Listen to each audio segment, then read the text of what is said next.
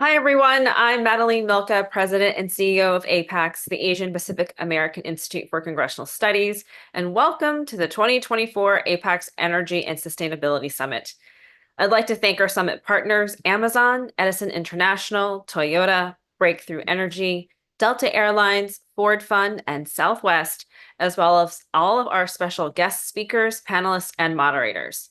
Your support enables APAICS to fulfill its mission of promoting Asian American, Native Hawaiian, and Pacific Islander participation and representation at all levels of the political process, from community service to elected office. This summit brings together industry and community leaders alongside elected officials from across the country to facilitate bipartisan policy discussions that affect our communities and the nation at large. Today, we'll hear discussions on the future of renewable energy infrastructure, energy equity and diversification, sustainability in transportation, and innovation in energy policy. It's now my pleasure to introduce Dr. Ravi Chaudhary.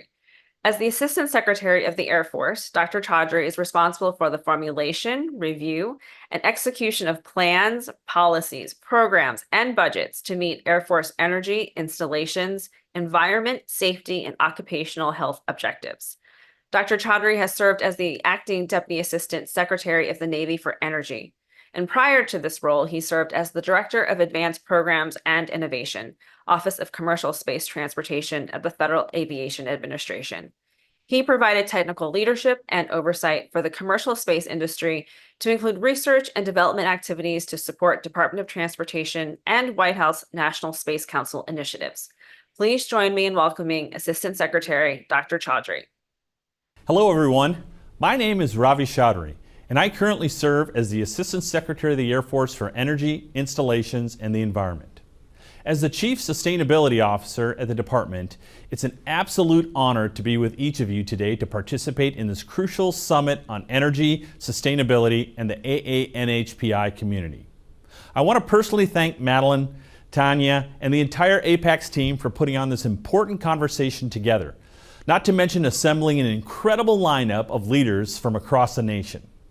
As we engage in this important dialogue, you may be wondering what role the Department of the Air Force plays in this arena, especially when it comes to the AANHPI community. I mean, what's the connection? I get this question a lot when I travel to installations all around the world. And the most obvious answer is that an indelible connection that exists between our installations and communities, particularly in the Indo-Pacific and coastal communities. But I'd like to go deeper with my answer, because this is really about our values as a nation.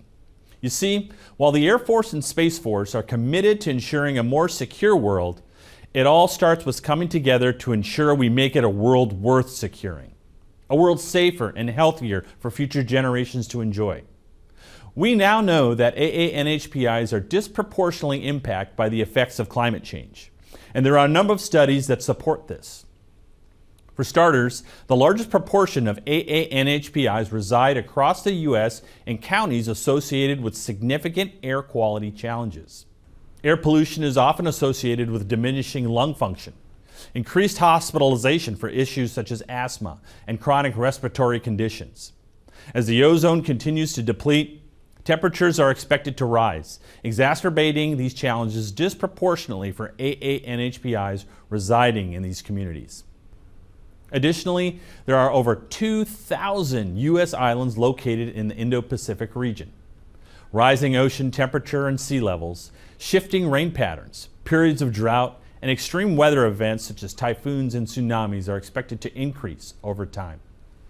Typhoon Mawar in the island of Guam, severe flooding on Wake Island, and the tragic wildfires in Maui, which were amplified by drought and high winds, serve as stark examples of how AANHPI communities are affected every day by global climate change.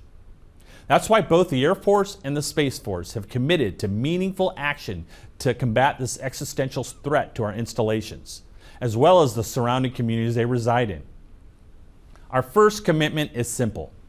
As the largest consumer of fossil fuels in the U.S. government, the department has reduced fuel consumption by 300,000 gallons since 2022, drastically reducing the amount of greenhouse gases we produce. Working with industry, and academia, we have also designed an all-new blended wing body aircraft, a revolutionary new prototype designed to reduce fuel consumption by over 30%. The implications of this effort are both far-reaching and revolutionary in the field of transportation. We plan to fly this aircraft in 2027 and validate this tech with a full-scale prototype. The department has also initiated renewable energy initiatives at over 50 of our installations. These initiatives include everything from EV charging infrastructure, geothermal solutions, wind farms, water resiliency, and even small modular nuclear capabilities that are safe and efficient. Our massive solar farm and large battery storage facility at Edwards Air Force Base, California, is one of the largest in the world and was recently honored by the White House and Council of Environmental Quality for excellence in sustainability. At Kadena Air Base, Japan, we partnered with the host nation to install an all-new microgrid capability using energy savings performance contracts. The microgrid provided resiliency during a typhoon and ensured no power outages occurred throughout the storm. Our recent partnership with Duke Energy in North Carolina will invest in clean energy and reduce stress on local grids. From net zero dormitories and daycare centers to sustainable lumber and concrete, the department is committed to thinking outside the box with history-making innovations. But the final point I'd like to make is that the work we're doing across our installations isn't possible without key partnerships with our local communities and businesses. And that includes the AANHPI community. We want you to be part of this journey. All of our initiatives are designed to reduce community grid stress, prevent deadly storm surges in communities with nature-based solutions, and allow power sharing between installations and the local community. That includes AANHPI communities once again. As daunting as the challenges of climate change seems, we can all make a difference when we come together and think outside the box.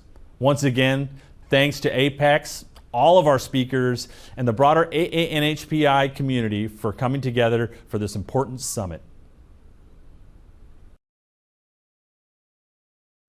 It's my pleasure to introduce Christine Harada, the Senior Advisor in the White House Office of Federal Procurement Policy, to provide opening remarks for the APAICS Energy and Sustainability Summit. In July 2021, President Joe Biden appointed her as the first permanent executive director of the Federal Permitting Improvement Steering Council, a role designed to expedite infrastructure project permit approvals involving federal lands and multiple agencies. Previously, Christine was the Vice President for Government Affairs at Heliogen, a renewable energy technology firm in California. She also served as the Federal Chief Sustainability Officer under President Barack Obama, overseeing all federal sustainability-related initiatives in energy and vehicle fleet management. Let's give a warm welcome to Ms. Christine Harada to the APAICS Energy Summit. Good morning, everyone, and thank you for your interest and dedication to attending the APAICS Energy and Sustainability Summit. I'm so thrilled to see so many of you engaged in this important topic. Clean energy is important because it has the power to enhance economic growth, support energy independence, and improve the health and well-being of the American people. The Biden-Harris administration is absolutely committed to leading the nation's transition to a clean energy economy for precisely these reasons. On a more personal level, it is especially important to ensure that we are standing up for the historically underserved communities. My parents didn't speak English very well, for example, and as such weren't as engaged with public entities on topics like these that dramatically impacted our lives. The transition to a clean energy economy will enhance the lives of all Americans, and in so many ways. Ways like diversity in STEM and the clean energy workforce that introduces a wider variety of perspectives to support greater innovation and American competitiveness, to ensure that it propels us to a more successful and equitable energy transition across the country. And that's why it's equally important to ensure that the pipeline for energy careers is diverse and includes people from all backgrounds. Or in domestic manufacturing and competitiveness, we need American-made clean energy technologies to provide the fastest, most effective, and most lucrative pathway to a sustainable power supply. It's a tremendous opportunity for climate and energy entrepreneurs. Or in energy accessibility and affordability, providing all Americans with affordable clean energy, especially those in underserved and low-income communities, has an immediate and tangible impact on daily lives. Energy equity recognizes that disadvantaged communities have been systematically marginalized and overburdened by pollution, underinvestment in clean energy infrastructure, and lack of access to energy-efficient housing and transportation. The disparity in this country with low-income communities who have traditionally borne a disproportionately high energy burden absolutely stands in the way of nationwide energy accessibility and affordability, and we've got to work on that. We're also in energy equity and environmental justice. The transition to a clean energy economy requires a transformative commitment to prioritizing disadvantaged and underserved communities. Historically, low-income communities and communities of color have been disproportionately affected by pollution, extreme weather events, and other environmental impacts of fossil fuel generation. And the recalibration of our energy system requires a transformative commitment to targeting those disadvantaged and underserved communities so that all Americans benefit. We can do this by activities like this summit, by broadening our engagement, by collecting more data on demographics and disciplines in our projects, by developing equity-focused research areas to ensure more well-rounded participation in clean energy programs, ensuring that programs are aligned with the Justice 40 initiative, which directs 40% of the overall benefits from federal investments to flow to disadvantaged communities. And of course, expanding funding opportunities to attract and enable more diverse participants.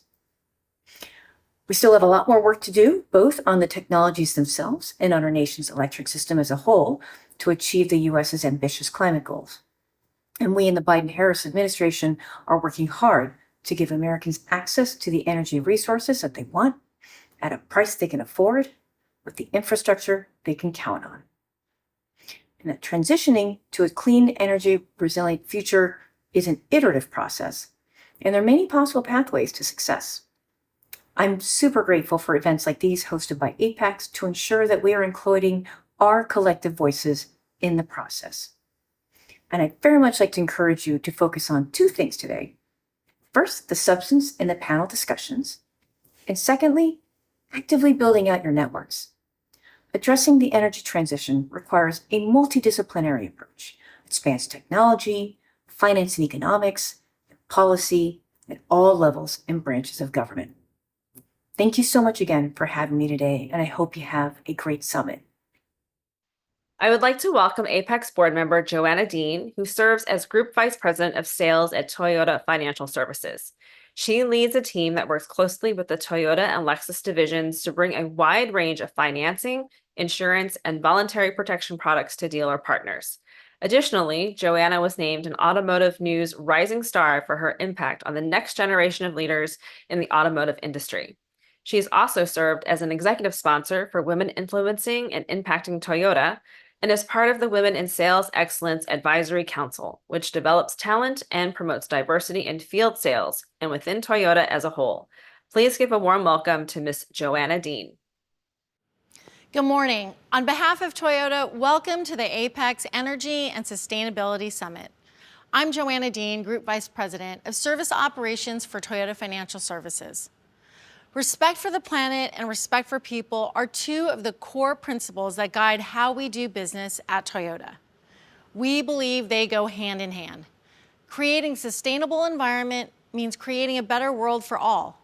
And as an automotive manufacturer, we know it is our duty to help create a clean, healthy, and safe environment. That's why several of our sustainability initiatives have goals that exceed zero environmental impact and produce positive outcomes. We're consistently increasing the use of renewable electricity at our manufacturing plants. We've already lowered our carbon dioxide emissions by over 20% and are tracking to be carbon neutral by 2035. For example, our new battery plant in North Carolina, which begins production next year, will buy energy credits from a wind farm to operate at 100% renewable energy and promote low carbon energy sources. We're also rapidly increasing our portfolio of electrified vehicles. By the year 2030, 70% of our US sales will be electrified. We're also using more sustainable materials in our vehicles to reduce waste.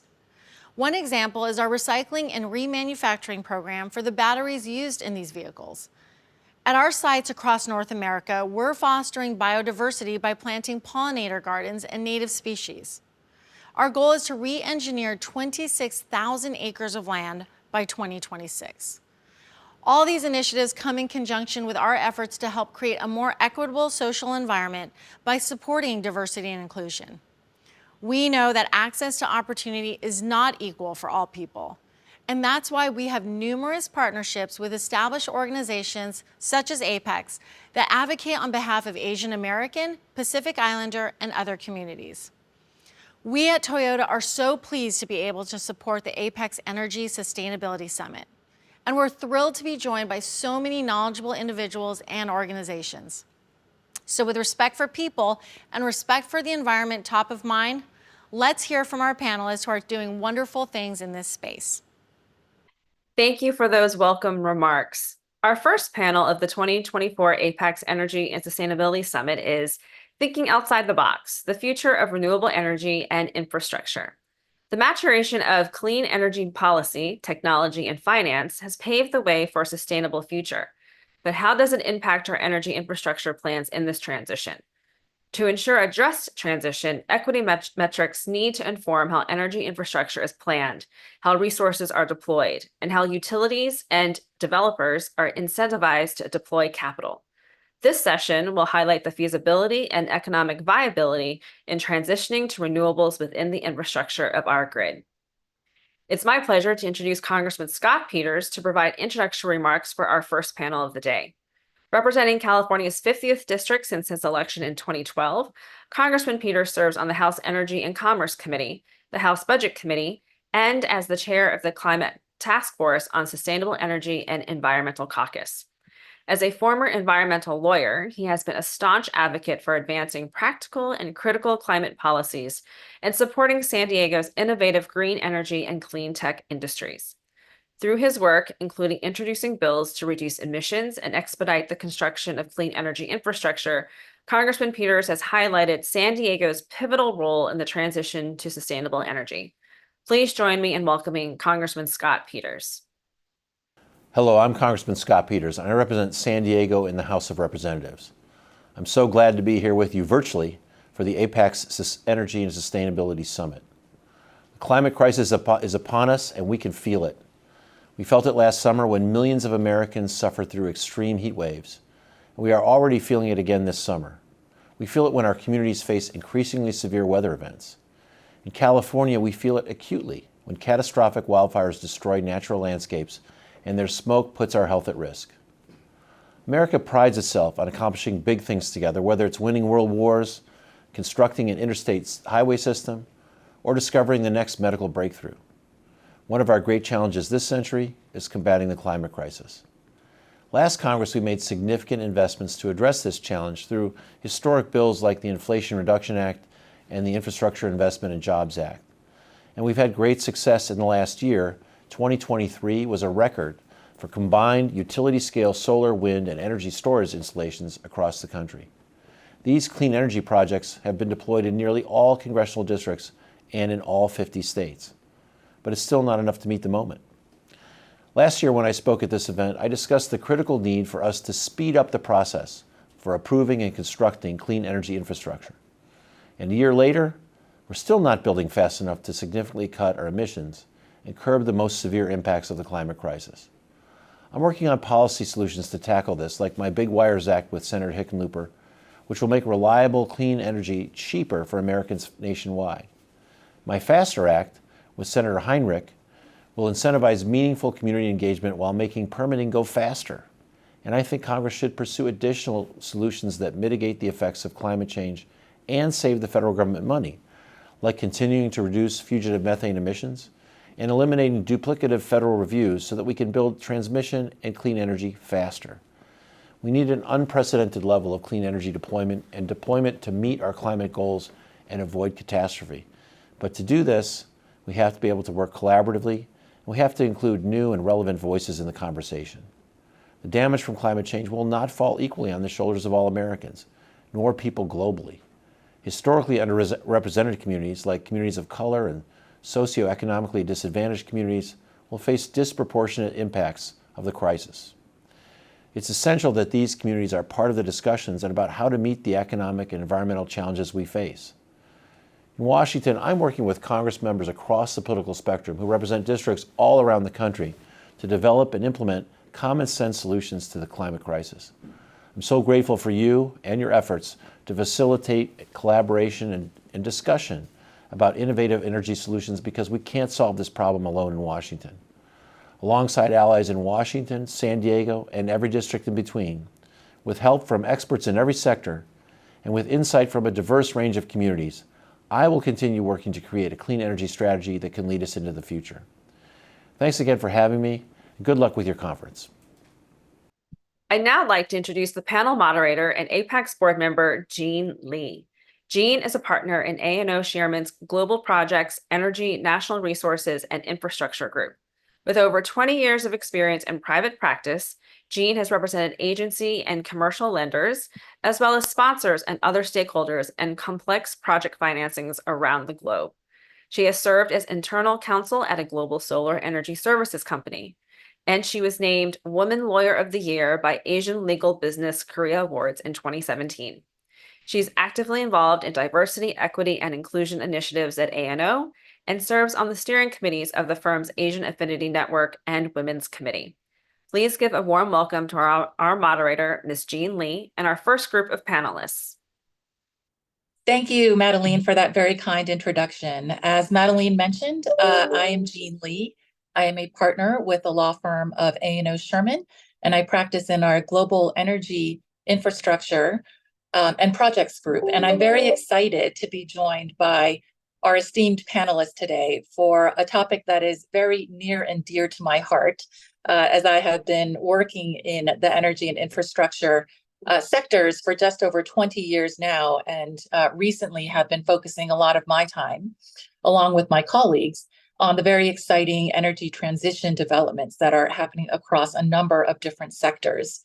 And I'm especially keen to hear from our panelists, many of whom have a lot of experience and are currently working on energy transition developments, particularly in the transportation sector, how they view kind of the challenges and opportunities presented by the current policy-driven and legislative framework that we're all operating in, as well as some of the specific initiatives that they're working on in energy transition, and how they view the AANHPI community's role in these exciting developments. So with that, I will just briefly introduce the panelists for this discussion.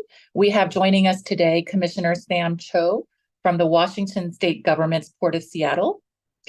We have Lynda Tran, who is the Chief Executive Officer of Lincoln Room Strategies. Jason Shyung, who is a Director and Assistant General Counsel at Southwest Airlines. And Anna Nguyen, who is External Affairs Manager at the New Orleans Office of Resilience and Sustainability. With that, I will turn it over to each of the individual panelists to give a little bit more of a fulsome overview of their roles at their organizations, starting with Commissioner Cho. Thanks so much, Jean. I appreciate the introduction. It's great for me to be here, and I appreciate APEX putting this Energy Summit together. My name is Sam Cho. I serve as a commissioner at the Port of Seattle here in Washington, and our port authority is very unique.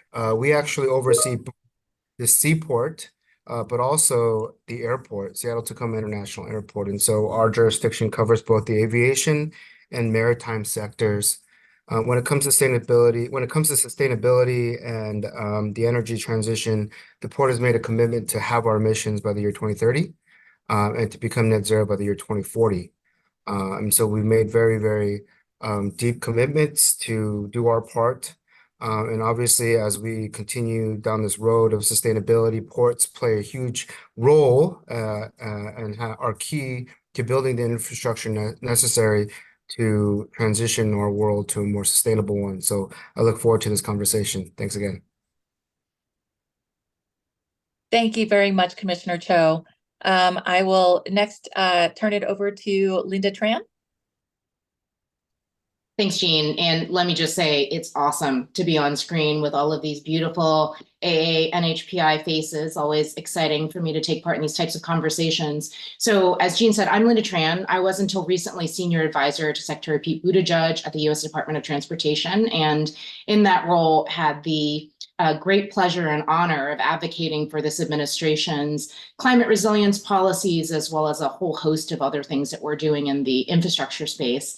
Also got to be hosted by Commissioner Cho at the Port of Seattle, which was very exciting. Literally one of the very last things I did on the official side of things, but really excited to talk about all of the various initiatives that this administration has underway, the reasons, the priorities, the values behind that set of programming and pushes, and just excited for what the future brings and how we can all work together to keep making progress.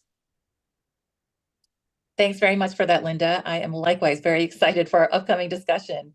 Moving along to Jason Shyung.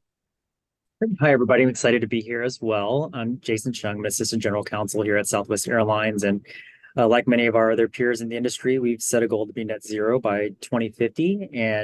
But we are in a very, very hard to abate sector. And so, which will take, just a lot of collaboration across, all of our peers here on this phone call. And so just excited to chat a little bit about my experience or supporting our company's work in this space through investments, through our work with sustainable aviation fuel and other initiatives.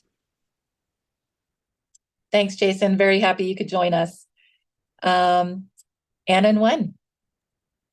Hi, everyone. Thank you all for having me. Also, likewise, it's really exciting to just see a NHPI faces at the table when we're talking about sustainability. My name is Anna Nguyen. I was born and raised in New Orleans, Louisiana. I'm currently the External Affairs Manager for our city's Office of Resilience and Sustainability. We also have a climate action plan goal of net zero by 2050, which we're really excited to work towards and share some of the successes and some of the challenges that we're facing here in the South. And so I'm excited for this conversation as well. Great. Thank you all for the more detailed introductions of yourselves and your organizations.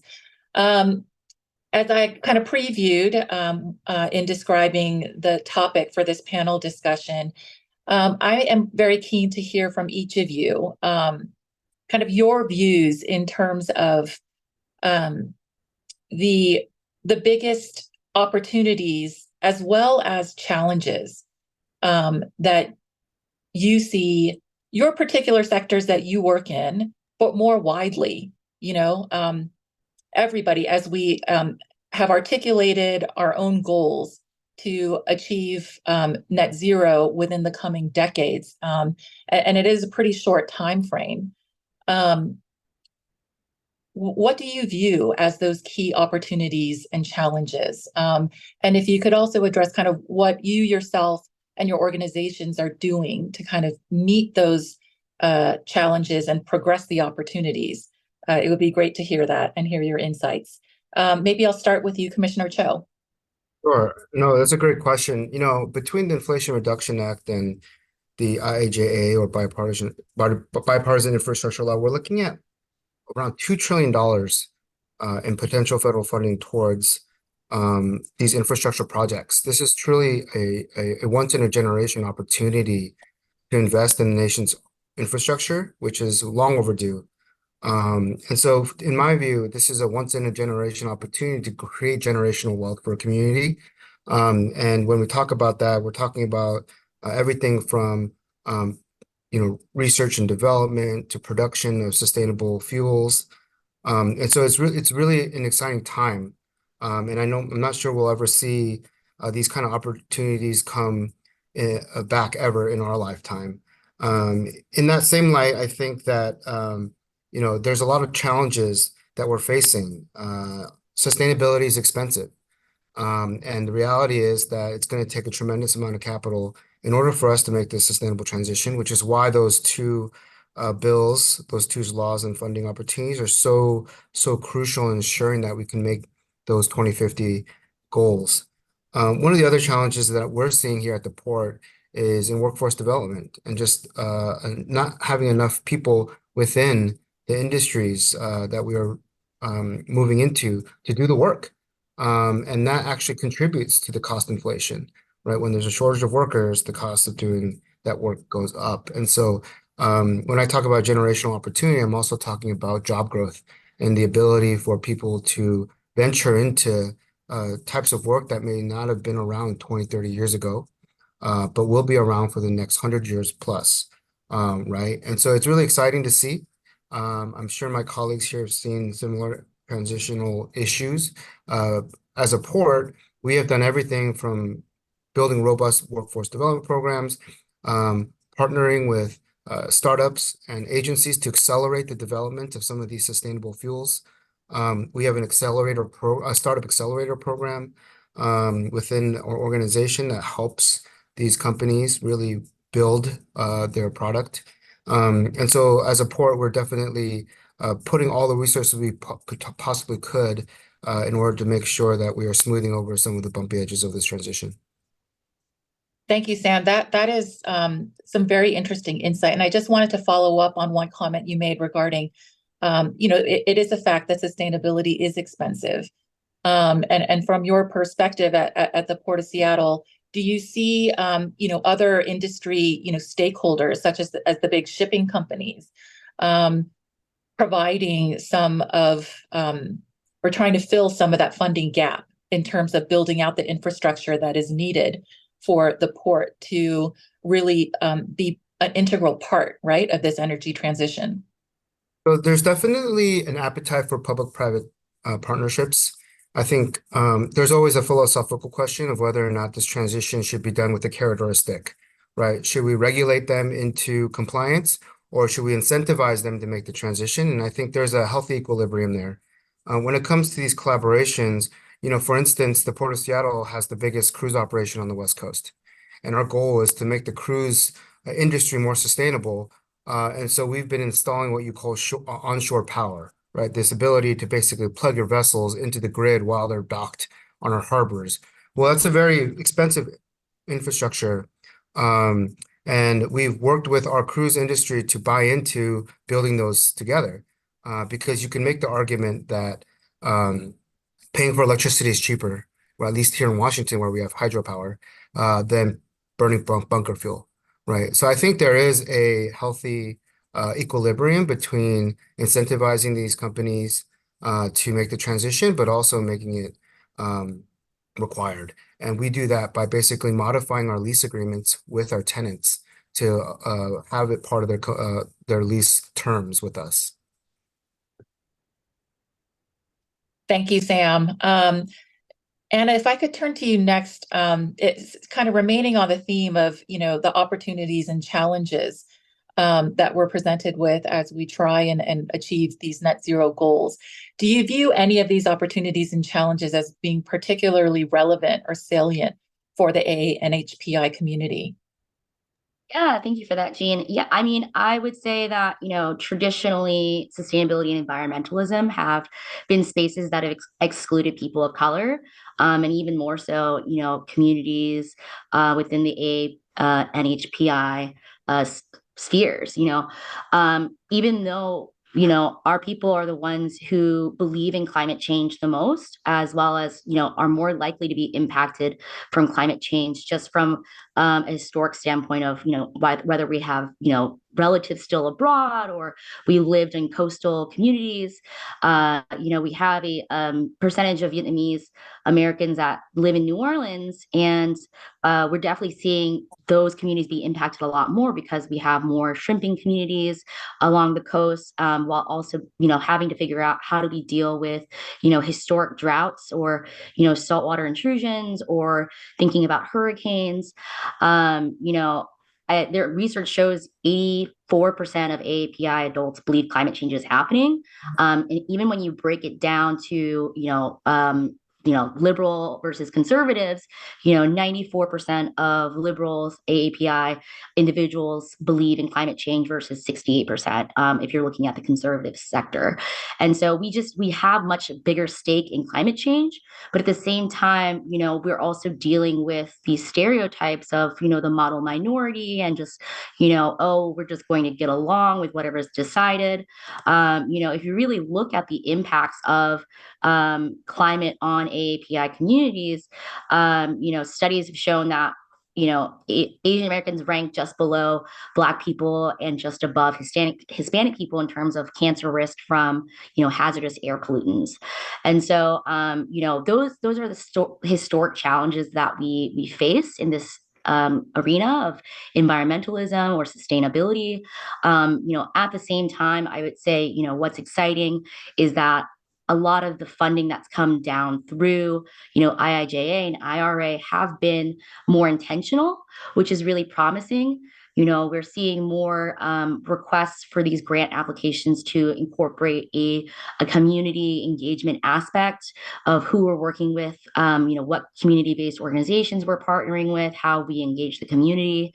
And that for me is something that's really exciting to see because, as we know, we're often, communities of color are often disadvantaged just in terms of like the day-to-day social inequities, right? But when you add on, a disaster, a natural disaster, wildfire, a hurricane, flooding, the communities that are most impacted are even more vulnerable because, not only did they not have social equity in the first place, but now they're having to figure out, well, how do I deal with still feeding my family and keeping the lights on while also figuring out whether or not, our home insurance covers, these natural disasters.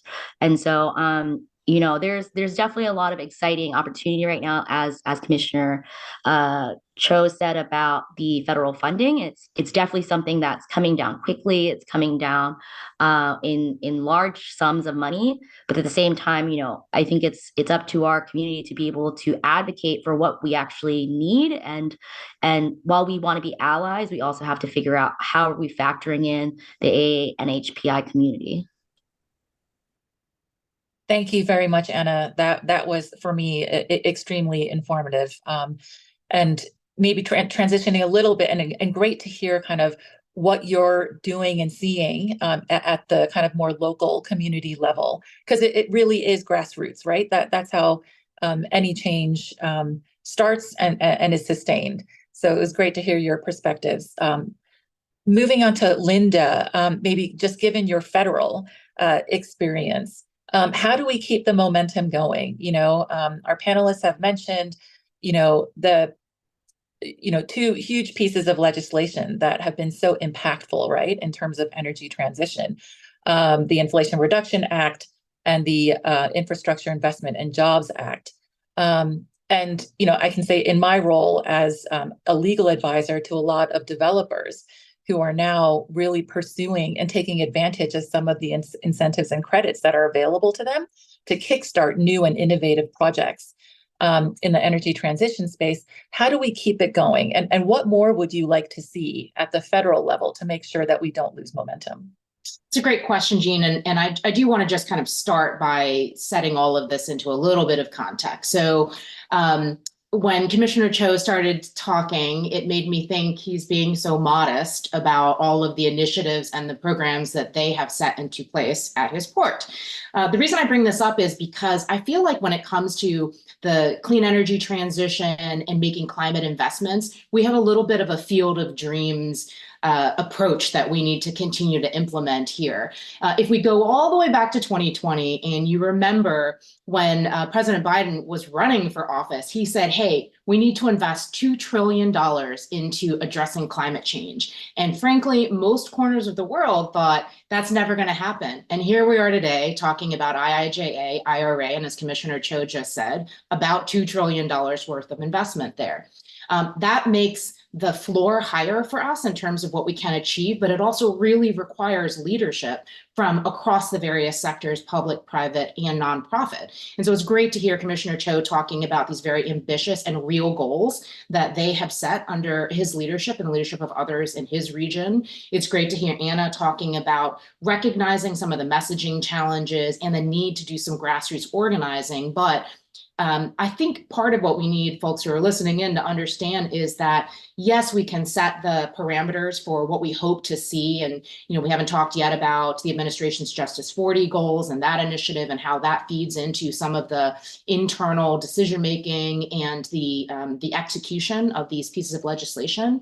But what I think, first of all, is obviously it's extremely exciting that we have these historic once-in-a-generation resources available to us. But we're also at this critical, pivotal moment. And I think there are a couple of things that I would love to see. I would love to see folks thinking even beyond this $2 trillion investment. I want to see people thinking about how we treat this as a down payment, because we also know that while the interest is there, the vision has been laid out, there's desire for us to make this transition. We also understand that the technology also needs to catch up. And so much of this is all interconnected. I think people know that there's somewhere around $866 billion of clean energy and manufacturing investments that have been announced from the private sector. And why that's important, why I always bring it up, is because it sends a signal to yet others to also make sure that they're being active in this space. Jason started off in his introduction talking about how aviation is a very hard to abate sector. There's no question about that. But that's part of the reason why it's so exciting to see entities like Southwest and others step up and say, yes, sustainable aviation fuel is challenging, but we're going to go at it anyways, because it's important for our community. It's important for AA and NHPI communities, but for all of us that we really focus here. So all that is a long-winded way of saying, I want to see more investment. I want to see more leaning in and people not taking their foot off the proverbial pedal here as we move forward. Not to kind of mix metaphors here, but notwithstanding that we are in an election year, a lot of people's views is that in terms of this jumpstarting, right, of the investment in energy transition, particularly in the United States, off the backs of these huge pieces of legislation, no matter where we end up with the election cycle, a lot of people think that the energy transition ship has sailed. And, given the amount of investment, and a lot of it is in, what may be perceived as, conservative red states, with a lot of support from the state governors and legislatures. And I think a lot of that support is driven by the workforce opportunities and the opportunities that are being provided to traditionally disadvantaged communities, in those states. To take advantage, of this real meaningful movement. And so, I'm going to turn it over to Jason now to talk about his own kind of experience with Southwest in terms of moving that ball forward, right? And I know that you're doing some very exciting and meaningful work yourself, Jason, in energy transition.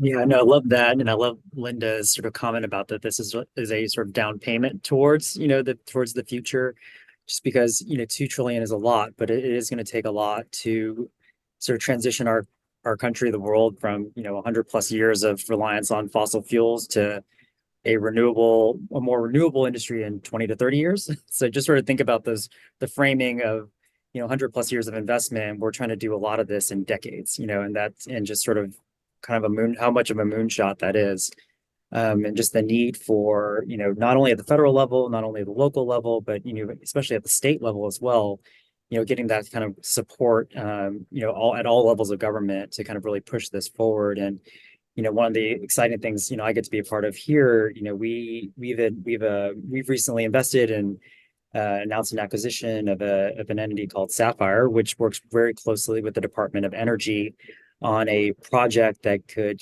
turn sort of corn stover, which is sort of the waste parts of corn, into sustainable fuel, ethanol that could then be upgraded into sustainable fuel. And, that's from my view, this personal view, obviously, as, a very bipartisan issue. It's out in the Corn Belt, it's supporting farmers, It's, supporting that ethanol industry, and it's, providing a unique, access to value to something that may have been viewed as a waste or a residue, or, something that was not something that was a high value before. So there's just, I think that's just a microcosm of the potential opportunities that are here in this energy transition with new technology, with unlocking value in new ways, and then, really putting the United States on, track to, be a leader in the sustainable fuels arena. And I think that's one of the kind of exciting things about sustainable fuels is that's something that any country can tap into, right? And you don't have to have been lucky to be sitting on top of a large fossil fuel, resource to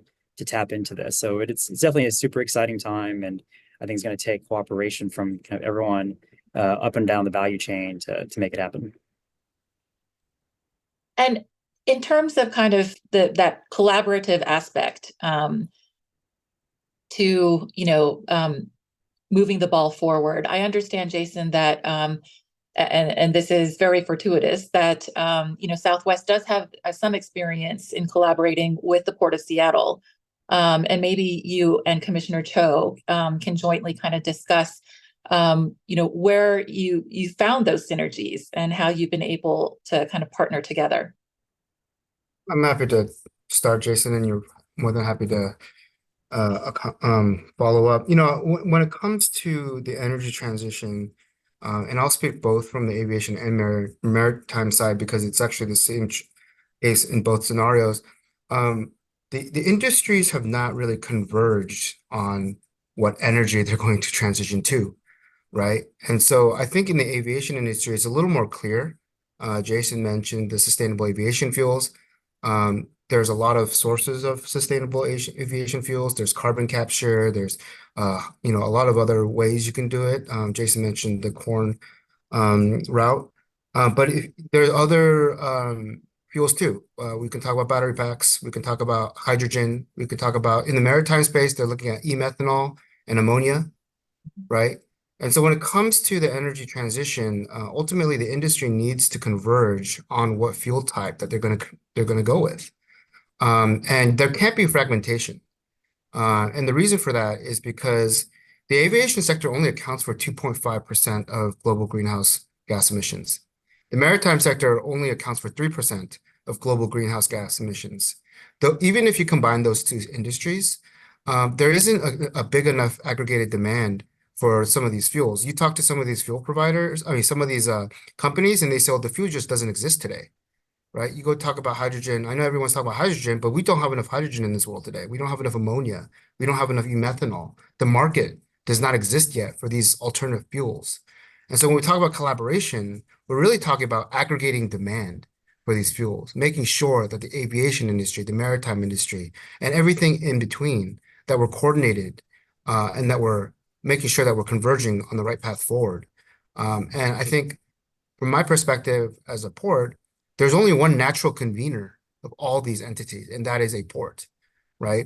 The airlines, all the baggage handling equipment, all that stuff is handled at the airport. Think about the seaport, the carriers, the ships, the gate operators, the cranes, the trucks.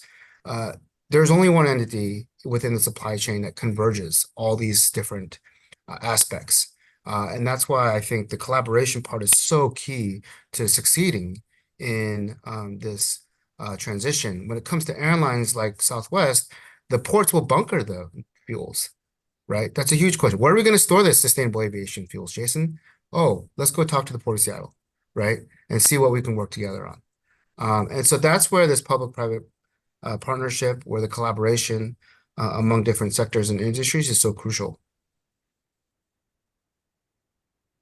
Yeah, No, yeah. I'll just, oh, Oh, go ahead, Jason. Anna. Yeah, no, go for it. Yeah, I was just going to echo everything that Commissioner Cho said, and just the partnership for us, the partnerships with the airports and the things that the Port of Seattle does in terms of recognizing airlines and others who are taking efforts in this space. We for example, like just using more air conditioned air, not using our fossil fuel resources while we're sitting there at the gate. And I think there's just lots of opportunities like that to make a difference. And so it's definitely critical, and it's the Port of Seattle is a great example of that.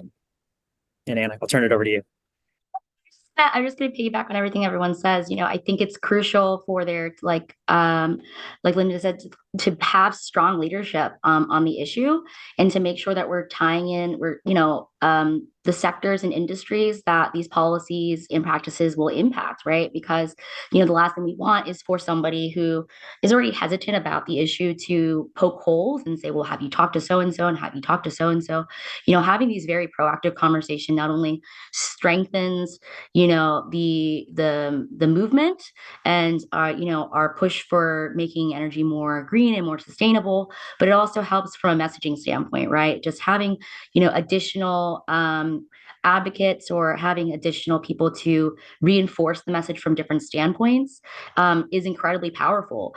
For us in New Orleans, something we've been really excited about is working with our tourism partners, working with the local nonprofits on this initiative around Mardi Gras recycling. We are able to not talk about it from just the city standpoint, but we have the community standpoint, we have the tourism standpoint, we have the philanthropic standpoint, and just being able to echo and reinforce, the importance of this initiative can be really powerful and really send a message for the community to, really start to take action from their point of view as well. Yeah, and if I could just wrap here, I mean, first of all, Anna speaking my love language, talking about trusted messengers and how we actually activate and organize communities. From my perspective, the federal government is really the wraparound for all of this, right? You heard Jason talking about the investments that various nations, et cetera, are hoping to make. And from the federal government perspective, that role really should just be about stability, predictability, right? Making sure that whatever the tax incentives are, they are very clear and you know what's in and what's out. Updating the GREET model, that's something that in policy wonk circles we've been talking about for quite a while. And I think this administration is very eyes wide open about that and trying to get us to a place where the guardrails are really set up so that private sector can make the appropriate investment, so that our port authorities and the actual basic infrastructure to actually carry all of this forward, the various leaders that are leaned in already can make additional commitments with confidence around that, whether it's on hydrogen processing or any of the other things that our fellow panelists have been talking about here. But federal government has a very, very clear role to play. And I think the hope would be that regardless of what happens in the coming months, that sort of consistent approach and even hand continues.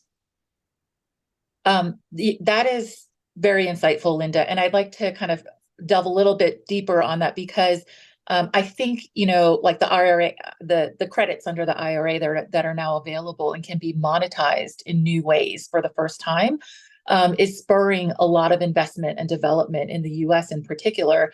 But as Commissioner Cho mentioned, resources are scarce. People need to try and figure out where they're going to invest their money and their resources and actually get these projects to scale, to have a realistic possibility of meeting, the net zero targets. Do you think there should be kind of a federal driven push towards certain particular sectors that should be prioritized, whether it's carbon capture, blue and green hydrogen and ammonia, sustainable fuels more generally, battery manufacturing, or is it kind of, hey, let's invest everywhere, and see what really takes off? Yeah, it's a great question, Jean. And I would say at the 30,000 foot level, we haven't quite figured out exactly which technology should be the leader, right? And I don't think it's the federal government's role to choose winners and losers in this space. You're making me think about, so one of my previous functions before I went back into the Department of Transportation was advising Bill Gates's Breakthrough Energy. And part of our approach there was to make sure that we help to lift up really innovative and exciting different types of solutions to addressing climate change, but also we always thought of it as an all of the above approach. And part of what that entity was doing, which is for folks who don't know, it's a network of climate advocacy investment and other organizations, policy organizations. And part of that work was about making sure the federal government also had its tools, because there's no more risk tolerant entity or laboratory for innovation than the federal government. And that's part of the reason why you've seen, the National Climate Policy Advisor, Ali Zaidi, before him, Gina McCarthy, really pushing on how do we continue to look at things that feel like they're on the early end of technology and technological development, but then keep lifting up the things that we know work. We know that electric vehicles work. So that's a big piece of the innovation that we've seen. We know that fuel cell buses also work, right? So from the federal government perspective, we'll continue to support the things that the local leaders, state leaders, and private sector partners are already deploying, but at the same time want to encourage and not foreclose on additional technologies and solutions that may be out there. I do think that, we're at this pivotal point.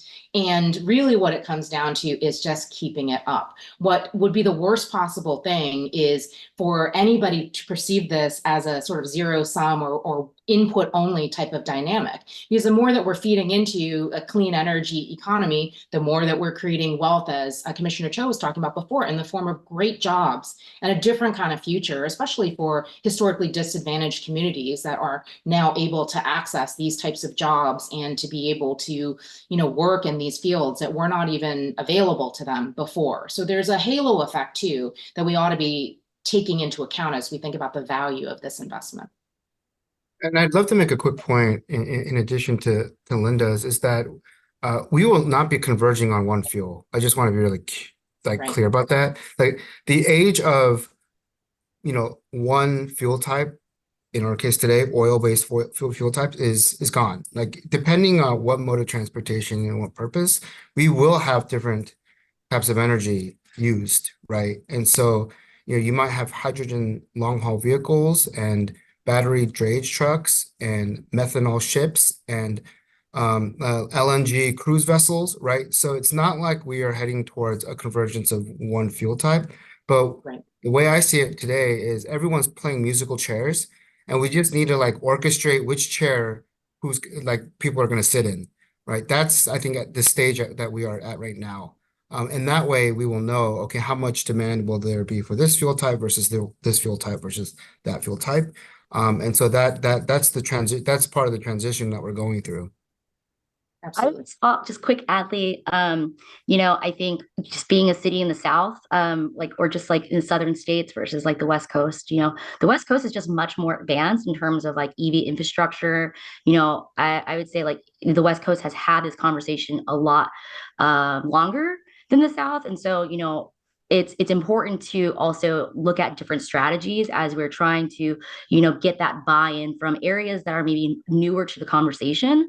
Something that we really need to drive the point home on, making sure that we're continually talking about this thing is really trying to invest more in those grassroots conversations and making sure that, hey, like how do we know what the concerns are, why people hesitant around, changing to solar battery, a backup, right? Or changing to electric vehicle infrastructure, and if we can get at the micro level of understanding what those concerns are, then, we're also able to message around that and really build a communication strategy and engagement strategy that really speaks to each community rather than trying to, blanketly say, hey, this is the message we're going to do for, solar for all and like electrifying the grid and things like that, right?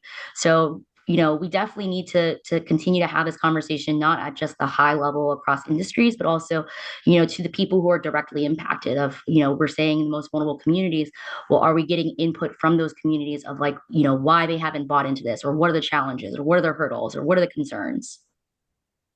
It's so gratifying to hear and heartening to hear that these initiatives are underway, and Anna, that you're part of that, because as a layperson in the community, I can imagine like how a lot of the terms that we're even throwing around in this conversation may seem a bit foreign, right? Like, what, like blue, green, hydrogen, ammonia, like what does this mean for me? Right? Where are the opportunities for me, and where are the opportunities for me to start generating, as we talked about, my own kind of generational wealth and generational wealth for my particular community, in this space, and to carve it out. So it is really heartening to hear that those initiatives are underway at the community and grassroots level. I knew this would happen. I knew this conversation would go by like very, very quickly. But I wanted to make sure to give each of you a chance and provide, your final thoughts, specifically with respect to what our community, the AANHPI community, can be excited about as we look to the future in energy transition. And I may just go around the screen. I'll start with Jason. Yeah, I think, I think just the opportunity that is here, like Commissioner Joe was saying, this is a kind of a once in a lifetime chance, and it's a opportunity for people with great ideas, with great technical smarts to, but as long as they have the access to the funding and to the resources to make that happen. And, I think our community is well positioned to take advantage of that. But like Anna was saying, you just have to have awareness in how to do that. And, especially, getting federal government funding period is often very difficult in its own language as well. So it is, I think initiatives like this, sort of raising awareness, additional conversations, and being a collaborative endeavor as well. I think our community is well positioned to play that kind of role, in bringing people together and making this happen. So, just definitely love this conversation and hope it's just one of many that's happening. Thank you, Jason. Why don't we move to Lynda next to share your final thoughts? Thanks, Jean.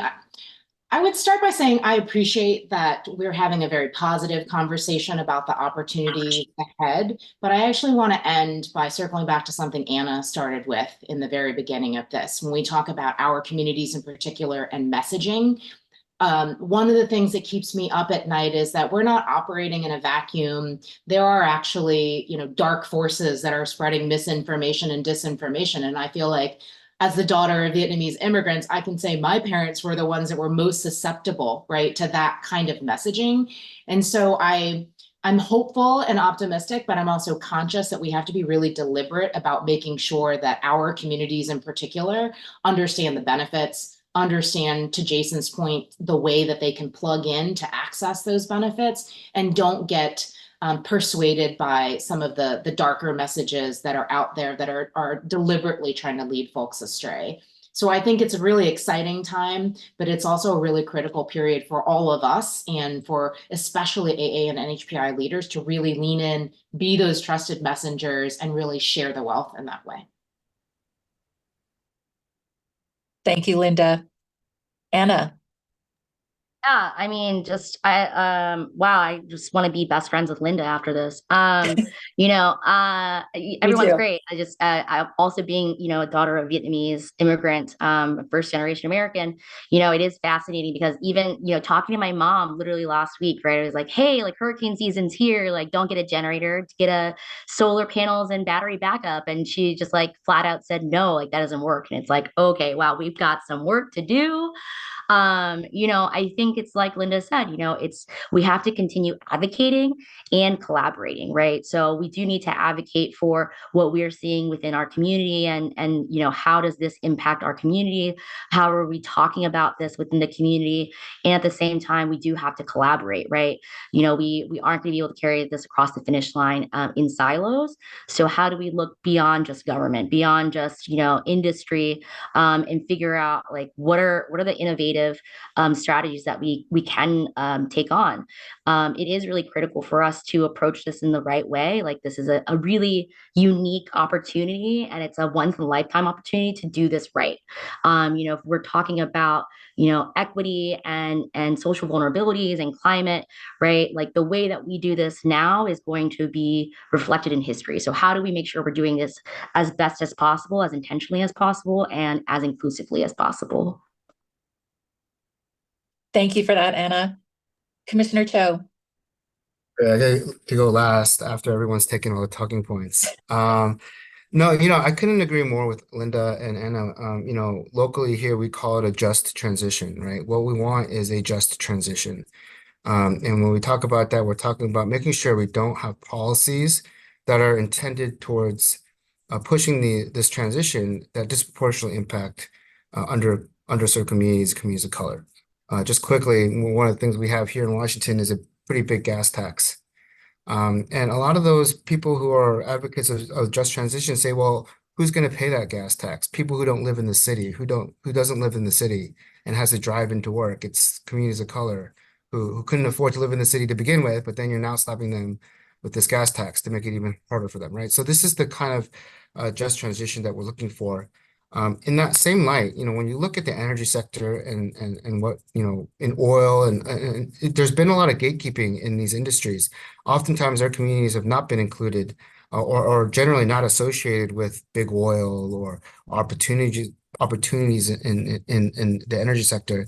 This, in my mind, is a hard reset, an opportunity for our communities to really penetrate these fields of practices that we've never penetrated in the past, just because it's been around for hundreds of years and it's been owned by large conglomerates and whatnot, right? And so that's extremely exciting to me, given how entrepreneurial our community is. And then lastly, of course, I will touch on the workforce development, but this is going to create thousands, if not millions of jobs.